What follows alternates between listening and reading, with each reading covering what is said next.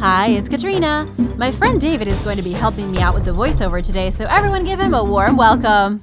Number 10. Scota. Sometime during the 1440s, Walter Bower, a Scottish historian, made it his duty to uncover the origins of the Scottish people. He wished to create a compendium of Scottish history, which he named the Scottish Chronicle. In this compendium, Walter proposed that the Scottish people were, in fact, descendants of the ancient Egyptians. He also claimed that all the Scottish people could trace their ancestry to a woman named Scota, the mysterious daughter of an Egyptian pharaoh. And according to Walter, it all started with a Greek king named Gaithelos. In one version of the ancient story, King Gaithelos hailed from the region of Scythia, where the legendary Amazonian warriors came from. This was supposedly during the days of Moses, who made a promise to the king, saying that his people would one day inhabit a western island where no serpent or poisonous creature could survive. One of the king's grandsons, Newell, was invited to the Egyptian royal court years later, and it was there that he met Scota, the pharaoh's daughter, and the two were wed. Later, when Scota and her people were driven from Egypt, they wandered across Europe until eventually they arrived in Ireland, the legendary island foreseen by Moses. From Ireland, the descendants of Newell and Scota traveled to Scotland and defeated the Pictish people. Then they ruled the lands as the Scots. The issue for modern historians is that there's no physical evidence any of this happened. All we have are cultural stories passed down through generations. Some sources claim Scota was the widow of Tutankhamun and her name was really Ankhesenum. But other stories claim she was an Egyptian pharaoh herself who brought her people to the farthest reaches of Europe to keep them safe. Whatever the case may be, Scota is by far one of the most mysterious figures from Scottish, Irish, and Egyptian history. And now for number 9, but first it's shout-out time. I wanted to give a big thank you to Deborah Lerman 5957 and Terry Lynn 1071 for supporting this channel. Be sure to subscribe if you haven't already for more videos about amazing discoveries, or dinosaurs, or mysterious people in history. Number 9. Juan Ponce de Leon. Juan Ponce de Leon was the famous explorer who discovered the state of Florida in the 15th century. And while the discovery of the southern state is his most famous achievement, he's also connected to a bizarre story about a search for a fountain of youth.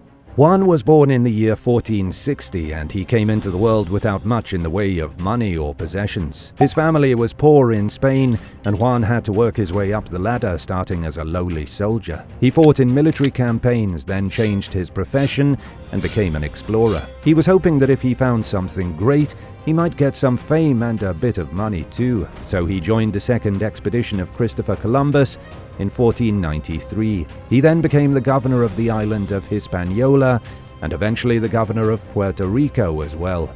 But the brave explorer was far from being done discovering things. He'd heard whispers of a mysterious island called Bimini and began a desperate search for it. The island proved a difficult thing to find, and rumors began to circulate that Juan was looking for something much more interesting: the Fountain of Youth. Ancient Spanish chroniclers described him as a greedy egomaniac who was deceived by natives to go on a wild goose chase for immortality. Juan never did find the Fountain of Youth, but he did discover and colonize Florida. Then, at the age of 61, he died from an arrow that struck him in the thigh. Number 8. Roland the Farter. Roland the Farter was by far one of the most unusual of all King Henry II's subjects. He was a court minstrel in the 12th century who likely had a lot of talents, but sadly, he's only remembered for one of them. His only job in the royal court was to fart. Little is known about the historical Roland. His life was most extensively explored by Valerie Allen from the John Jay College of Criminal Justice, who wrote a book on laughter in the Middle Ages. Valerie suggests Roland was possibly in service to King Henry I, then transferred to the court of Henry II. But then, in October of 1216 AD, when King Henry III took the throne, Roland lost his job. It looks like Henry III didn't have the same sense of humor as his predecessors. We know Roland was real because of ancient ledgers that were discovered recording payments to various people in the king's service. Roland was also so popular and grew so famous in France that chroniclers used him as a character in their stories for the next 900 years. Roland performed along with jugglers, storytellers, and acrobats, but his only job as strange and bizarre as it may seem, was to jump, whistle, and fart at the same time. Apparently it was so hilarious that he stayed on the payroll of multiple kings and went down as a legend for nearly 1,000 years. Number 7. Edward the Black Prince. Edward of Woodstock is also known as the Black Prince. He lived between 1330 and 1376 AD and was one of the warriors who fought against the French during the 100 Years' War. He was made the Prince of Wales in 1343 AD, and he went on to capture the King of France in an epic victory. He even fought in Nájera, Spain in 1367 AD, securing another victory for the English throne. However, before he could officially take the crown from his father, Edward III of England, he perished from an unknown illness. And his father, the king, would die the year after. It's not Edward's life that's made him a mysterious figure, as the Black Prince's life is well documented. We know when he was born, how many battles he was in, and the exact date of his death on June 8, 1376. We also know where he's buried in the Canterbury Cathedral. The true mystery here lies in his tomb. The Black Prince's tomb was sealed about 600 years ago with one of the most lifelike metal effigies of the Middle Ages. The statue on his tomb shows the Black Prince wearing his highly detailed battle armor, and according to experts, it's one of the most impressive examples of metalworking from ancient times. For years, scientists have scratched their heads over how such an amazing recreation was made, as it was much more advanced than nearly anything found in other medieval tombs. The best guess experts have is that it was crafted by a real armorer and master blacksmith. But of course, this hasn't been proven. Number 6. Grigori Rasputin. Grigori Rasputin, Russia's famous mad monk, died on December 30th, 1916. He was lured into the basement of the Moika Palace in St. Petersburg and was assassinated by a group of rich Russians. The residence itself was owned by Prince Felix Yussupov, who was married to the Tsar's niece, Irina. Rasputin's body was discovered in a river a few days later, ending one of the most bizarre episodes in the history of Russian monarchs. In the decades before Rasputin's brutal murder, he'd risen extremely quickly through the ranks of Russian society. He began his life in the tiny village of Pokrovskoye in 1869. He was a simple Siberian peasant with a desire for more. He began his wanderings early on in life and eventually got involved with a group of cultic-like Orthodox Christians who believed sinful activity was a way of reaching heaven. And he later ended up at a monastery where he was put into contact with Nicholas II, the ruler of Russia. From there, things began to spiral.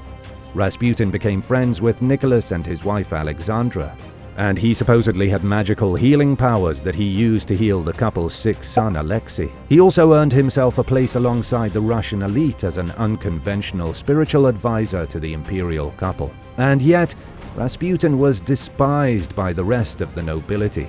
Most historians agree Rasputin was a con artist whose luck eventually ran out. He was a horrible influence over Nicholas and Alexandra and played an important role in the implosion of the Russian monarchy in the early 20th century.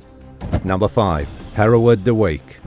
Hereward the Wake was a legendary Scottish warrior who may not have existed at all. According to the legends, he was a nobleman and leader of resistance during the Norman conquest of England. He had a marvelous base on the Isle of Ely, where he organized counterattacks and guerrilla warfare against the invading army. But the only sources we have regarding Hereward's life are questionable at best. He appears in the Anglo-Saxon Chronicle of the 9th century, and his name shows up in the Domesday Book that was completed in 1086 AD as a survey of every resident of England and Wales. Somebody by his name likely existed, but the extent of his heroics are still up for debate. Hereward was supposedly born in 1035 AD in Lincolnshire. He had beautiful yellow hair and multicolored eyes like a wolf, and even possessed the strength of many men. Ancient sources tell us he was exiled at the age of 18 and was declared an outlaw, but eventually he returned to England to fight the Normans. He was a major thorn in their side until William the Conqueror led his army to the Isle of Ely, where a great battle was fought between invader and defender. It was an epic fight that saw many deaths on the side of the Normans, but Hereward was ultimately defeated. According to the legends, he was able to slip away into the wild and escape, but later he was ambushed by Norman knights and killed. Do you think Hereward The Wake was a real person? Or was he just another made-up hero? Let us know what you think down below, and while you're at it, subscribe! Number 4. Anna Komnene. Anna Komnene has a very special place in ancient history. She was born in 1083 AD as the eldest daughter of Emperor Alexios I Komnenos, ruler of the Byzantine Empire, and she's famous to this day for authoring an extensive biography of Byzantine history. In the 11th century, Byzantine women weren't supposed to be educated. A higher education was seen as something fit for men, not for a lady of the court. But Anna wanted a higher education anyway, and was taught philosophy, math, and medicine. She studied the works of Aristotle, secretly hired a tutor, and became far more knowledgeable than the other ladies in court by the age of just 14. But Anna Komnene's desire for knowledge was a double-edged sword. She married General Nikephoros Bryennios the Younger, and they went on to have 4 children together. She even plotted and schemed to make her husband the next emperor. However, her elaborate plan failed because Nikephoros was too loyal to the official heir to betray him. Anna's husband died in 1118 AD, which is when she tried to organize an assassination on Nikephoros' son, John, during his funeral. Anna was too smart for her own good and wound up exiled. But during her exile, she wrote the Alexiad for 35 years. The book covers the entirety of history in the Byzantine Empire from between 1069 and 1118 AD. Number 3. Queen Canua. After nearly 100 years, archaeologists are finally reinvestigating the burial chambers of mysterious Queen Canua. She was the ruler of the kingdom of Meroe around the 3rd century BC, which was located south of the borders of Egypt. Her tomb was initially excavated in 1922 by experts from the Boston Museum of Fine Arts. However, the documentation was done poorly. Few photographs were taken, and not much was discovered about the previously unknown queen. Only now have archaeologists traveled to Sudan to reopen the tomb and learn more about this mysterious historical figure. The project is part of a larger investigation looking at the ruins of over 100 pyramids in the royal cemeteries at Meroe. The kings of Meroe ruled over the kingdom of Kush in modern Sudan for 400 years, starting around the 7th century BC. They created burial pyramids just like the Egyptians, only they were smaller and pointier. Queen Canua was discovered buried 20 feet under her pyramid. Researchers say she may have been the consort of King Amanislo, but nobody is entirely sure. Even with her tomb reopened, finding information has been a nightmare. We only know about the queen because of her pyramid. There are no other mentions of her anywhere else in history. She lived 2,300 years ago and was important enough to earn herself a pyramid burial, but we know absolutely nothing else about her. Number 2. St. Patrick. There's no figure more famous in Irish mythology than St. Patrick. He's the patron saint of Ireland and one of the most widely known figures in Christianity. And yet, his life is shrouded in mystery. He supposedly banished all the snakes from Ireland, although most historians agree that legend is the byproduct of centuries of exaggerations and stories. What we really know is that he was born in Britain, not Ireland. That means St. Patrick wasn't technically Irish at all. He had wealthy parents, and his father may have even been a Christian deacon, but his family may not have been particularly religious. Historians say his father likely became a deacon to avoid taxes. At the age of 16, Patrick was taken prisoner by Irish raiders. They took him to Ireland, where he spent 6 years as a captive. They also forced him to work as a shepherd.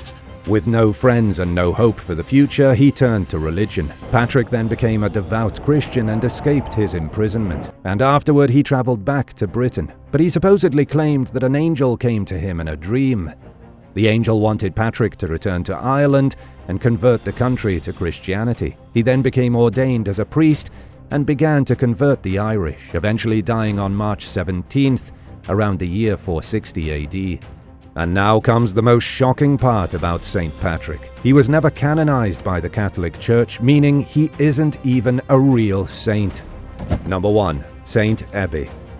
Saint Ebbe was born in the year 615 AD in Scotland. She was a princess from birth, the daughter of King Ethelfrith and Acha of Dara. King Ethelfrith was the first ruler of the newly unified kingdom of Northumbria, but his rule was short-lived as the previously defeated King Edwin returned shortly after and took the throne as the second king of Northumbria. After her father was ejected from his seat of power, young Ebbe was sent into exile, where she was converted to Christianity by a remote sect of Christians who followed Saint Columba. Then, at the age of 15, she became a nun. Using her status as princess, she was able to establish a monastery on the site of an old Roman fort.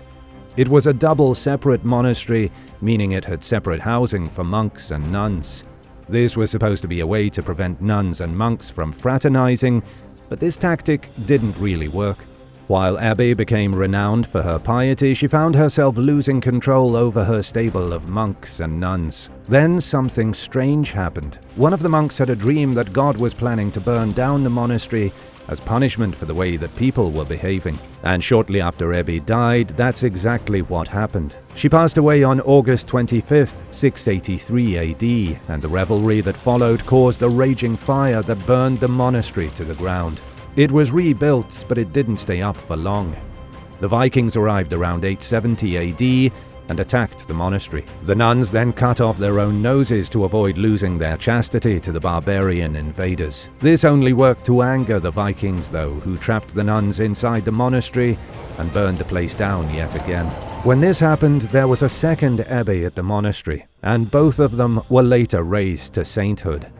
Which of these mysterious historical figures is your favorite? Let us know in the comments down below. And if you enjoyed this video, be sure to leave a like and subscribe to the channel. Thanks so much for watching, and we'll see you in the next one. Bye.